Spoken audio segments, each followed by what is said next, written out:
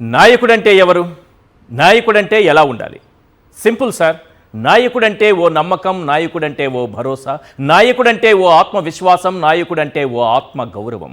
ఎదుర్కోలేని కష్టం ఎదురైనప్పుడు, ఈ బతుకు ఇక ముందుకు సాగదని ఖచ్చితమైన నిర్ణయానికి వచ్చినప్పుడు, ఏదో బలమైన శక్తి పాతాళానికి తొక్కేస్తున్నప్పుడు మనకు గుర్తుకొస్తాడే అతడే సార్ లీడర్ అంటే, అతనే సార్ నాయకుడంటే. విశాఖ స్టీల్ ప్లాంట్ విషాద ఘటనలో ప్రాణాలు కోల్పోయిన వారి కుటుంబాలను వైఎస్ జగన్ పరామర్శించారు. వారి కన్నీరు తుడిచారు, ఓదార్పునిచ్చారు, అండగా ఉంటానని మాటిచ్చారు, ధైర్యంగా ఉండాలని భుజం తట్టారు. ఒక నికార్సైన నాయకుడు ఏం చేయాలో అన్నీ చేశారు. మా నమ్మకం నువ్వే జగన్ అన్న మాటని నిజం చేశారు. ప్రాణాలు కోల్పోయిన కార్మికుల కుటుంబాలకు ₹1 కోటి పరిహారం చెల్లించాలని డిమాండ్ చేశారు. విశాఖ స్టీల్ ప్లాంట్ ప్రమాదంలో ప్రాణాలు కోల్పోయిన వారి కుటుంబాలను జగన్ పరామర్శించిన దృశ్యాలు ఒక్కసారి మనం స్క్రీన్ పైన చూద్దాం. నాయకుడంటే ఓ నమ్మకం, ఓ భరోసా. మనకు ఎన్ని కష్టాలున్నా నాయకుడు మన దగ్గరకు వచ్చారంటే మనం ఖచ్చితంగా ఆ కష్టాన్ని దాటుకొని మళ్ళీ మామూలు జీవన ప్రయాణం సాగించగలము అనేటటువంటి నమ్మకాన్ని ఇచ్చేవాడే నాయకుడు అవుతారు. ఇప్పుడు ఈ మాట ఎందుకు చెప్పాల్సి వస్తుందంటే, నిన్న 2 నాయకులు వెళ్ళారు. ఒకరు ముఖ్యమైన మంత్రి, ఇంకొకరు ఉప ముఖ్యమంత్రి. ఇందులో వీళ్ళు చేసింది ఏంటయ్యా అంటే, ముందుగా నారా లోకేష్ గారు తెలుసుకోవాల్సింది ఏంటయ్యా అంటే, అయ్యా నారా లోకేష్ గారు, నాయకుడంటే ఎలా ఉండాలో ఒక్కసారి చూసి నేర్చుకోండి సార్. బాధ చెప్పుకోవడానికి వచ్చిన కార్మిక నాయకులపై అక్కస్సు వెళ్ళగక్కుతారా? మీ కుటుంబంలో ఎవరూ చావలేదు కదా అంటూ వెటకారం చేస్తారా? కార్మికుల ఆందోళనను రాజకీయం చేస్తారా? న్యాయం చేయమంటే అవహేళన చేస్తారా? పరామర్శకు వచ్చి పిచ్చి పిచ్చి ప్రేరేపణలు చేస్తారా? ఓదార్చాల్సింది పోయి ఆవేదన కలిగిస్తారా నారా లోకేష్ గారు? ప్యాకేజీపై స్పష్టత ఇవ్వమంటే అసహనం వ్యక్తం చేస్తారా నారా లోకేష్ గారు? ₹1 కోటి ఎందుకు ఇవ్వాలి, ఇచ్చి చేతులు దులుపుకోవాలని అవమానిస్తారా నారా లోకేష్ గారు? కార్మికులకు సమాధానం చెప్పలేక ఎదురుదాడికి దిగుతారా? ఇది అస్సలు కరెక్ట్ కాదు సార్. నాయకుడంటే ఓర్పు ఉండాలి, ఓదార్పునివ్వాలి, భరోసానివ్వాలి. ఒక్కటి మాత్రం నిజం, నాయకుడన్నవాడు నారా లోకేష్ లా మాత్రం అస్సలు ఉండకూడదు. ఎందుకంటున్నానో ఒకసారి మీరే స్క్రీన్ పైన చూడండి.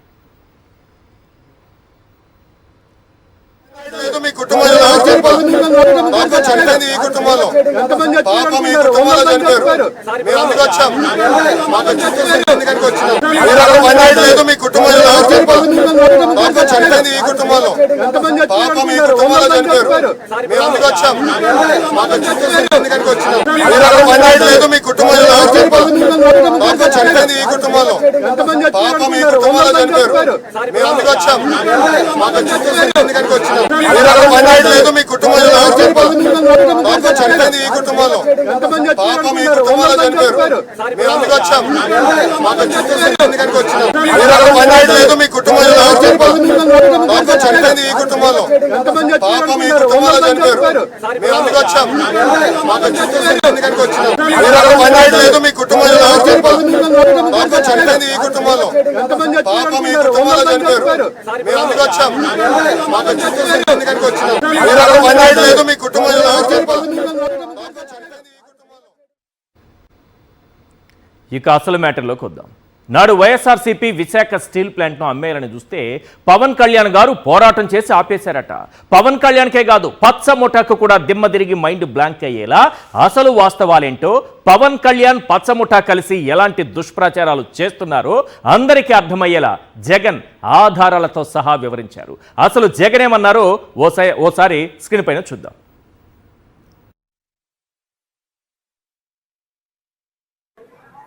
ఇదే స్టీల్ ప్లాంటు ప్రైవేటీకరణ అప్పట్లో ప్రస్తావన వచ్చినప్పుడు వైఎస్ఆర్సీపీ ప్రభుత్వం గట్టిగా దీన్ని ఆపింది. ఇందులో భాగంగానే అప్పట్లో 2021 మార్చి 9వ తారీఖున ప్రధానమంత్రి గారికి లేఖలు కూడా రాశాం. ఎట్టి పరిస్థితిలోనూ స్టీల్ ప్లాంటు ప్రైవేటైజేషన్ జరగకూడదు, ఈ ప్లాంటును నిలబెట్టగలిగే పరిస్థితికి వివరిస్తూ ఏ రకంగా చేస్తే ఈ ప్లాంటు నిలబడగలుగుతుంది అని చెప్పి సలహాలు ఇస్తూ ప్రధానమంత్రి గారికి లేఖ కూడా రాశాం. 9వ తారీఖున లేఖ రాశాం.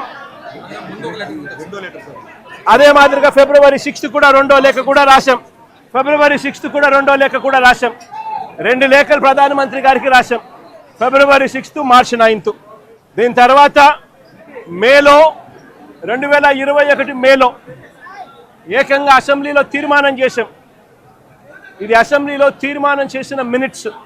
ఎట్టి పరిస్థితుల్లోనూ స్టీల్ ప్లాంట్ను ప్రైవేటైజ్ చేయడం అన్నది అన్యాయము, చేయొద్దండి అని చెబుతూ ఏ రకంగా ఈ ప్లాంట్ను గొప్పగా నిలబెట్టగలుగుతాము, ఏ రకమైన మార్పులు చేర్పులు చేయగలిగితే ఈ ప్లాంటు బ్రహ్మాండంగా నడిచే పరిస్థితి ఉంటుంది అని చెప్పి కూడా వివరిస్తూ సలహాలు కూడా ఇచ్చాం. ఈ సలహాలన్నీ కూడా ఇస్తూ అసెంబ్లీలో తీర్మానం చేసి therefore the house unanimously resolves to oppose the decision of the government of India on strategic disinvestment of government of India's shareholding in RINL Visakhapatnam along with the management control by way of privatization. Also resolved to request the government of India to consider the measures suggested by the Honorable Chief Minister of Andhra Pradesh in his letter dated 6th February 2021 and 9th March 2021 to make RINL profitable and remain the pride of Telugu people and the state of Andhra Pradesh. ఈ మాదిరిగా అసెంబ్లీలో తీర్మానాలు సైతం చేసి ప్రైవేటైజేషన్ను అడ్డుకోగలిగాం, ఆపగలిగాం, ఎంప్లాయీస్కు తోడుగా నిలబడగలిగాం. అంతేకాదు ప్రధానమంత్రి గారు విశాఖపట్నం వచ్చినప్పుడు నవంబర్ 12, 2022 సాక్షాత్తు ప్రధానమంత్రి గారి సమక్షంలోనే ప్రైవేటైజేషన్కు ఆపండి అని చెప్పి కూడా ప్రధానమంత్రి గారిని కోరడం కూడా జరిగింది. పబ్లిక్ మీటింగ్లో ప్రధానమంత్రి గారి సమక్షంలోనే.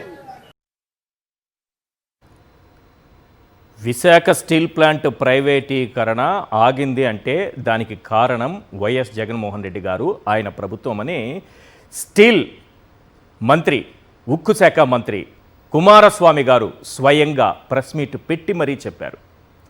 దీపం పథకం కింద 100% డిజిన్వెస్ట్మెంట్, పెట్టుబడుల ఉపసంహరణ 100% చేయాలని కేంద్రం నిర్ణయించిందని, అయితే అప్పటి ప్రభుత్వం అంటే వైఎస్ఆర్సీపీ ప్రభుత్వం అసెంబ్లీలో తీర్మానం చేసి దీన్ని అడ్డుకుందని, ఇప్పుడు ఈ పరిస్థితిలో స్టీల్ ప్లాంట్ ఉందంటే దానికి కారణం వైఎస్ఆర్సీపీ గవర్నమెంట్ మాత్రమేనని స్వయంగా కేంద్ర మంత్రే చెప్పారు, కుమారస్వామి గారు చెప్పారు. కానీ పవన్ కళ్యాణ్ గారు వచ్చేమంటారు, వైఎస్ఆర్సీపీ అమ్మేయాలని చూసిందట, ఈయన పోరాటం చేశారట, మనకెవ్వరికి తెలియకుండా అర్ధరాత్రిలో అమ్మేయాలని చూస్తే ఈయన అర్ధరాత్రి 1 గంటకు వెళ్ళి పోరాటం చేసి ఆపేశారు. కాబట్టి ప్రపంచానికి ఈ విషయం తెలియకుండా పోయినట్టుగా కనిపిస్తుంది. వైఎస్ జగన్మోహన్ రెడ్డి గారు 2021 ఫిబ్రవరి 6న ప్రధాని నరేంద్ర మోడీకి లేఖ రాశారు సార్. ప్రైవేటీకరణ జరగకూడదని గట్టిగా చెప్పారు సార్. అనంతరం 2021 మార్చి 9న ఇంకొక లెటర్ కూడా రాశారు సార్. స్టీల్ ప్లాంట్ ప్రైవేటీకరణకు వ్యతిరేకంగా అసెంబ్లీలో తీర్మానం కూడా చేశారు సార్. కాబట్టే ఈరోజు ప్రైవేటీకరణ అప్పటి వరకు ఆగింది. కానీ ఏం జరుగుతుందో ఆ తర్వాత నెమ్మదిగా స్టీల్ ప్లాంట్ ప్రాణం కొద్ది కొద్దిగా తీసేటటువంటి కుట్ర జరుగుతోంది. ముందుగా ఎంప్లాయీస్ని దాదాపు సగానికి పైగా తగ్గించేసి నాసిరకం మెటీరియల్ లోపలికి వెళుతున్న ఆరోపణలున్నాయి. ఈ నేపథ్యంలోనే ఇలాంటి ప్రమాదాలు జరుగుతున్నాయి. ఈ అంశాలపైనే మాట్లాడదాం. చాలా అంశాలున్నాయి, వాటన్నింటినీ కూడా జగన్మోహన్ రెడ్డి గారు వివరించారు. ఒక్కొక్క అంశానికి సంబంధించి జగన్మోహన్ రెడ్డి గారు ఏం మాట్లాడారనేది తీసుకుని వాటిపైన విశ్లేషణ కూడా చేద్దాం.